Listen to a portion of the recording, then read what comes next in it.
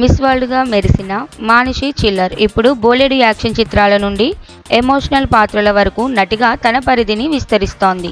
తాజాగా ఇన్స్టాగ్రామ్లో ఆమె షేర్ చేసిన పూల చీర లుక్ ఫ్యాన్స్ను ఫిదా చేసింది.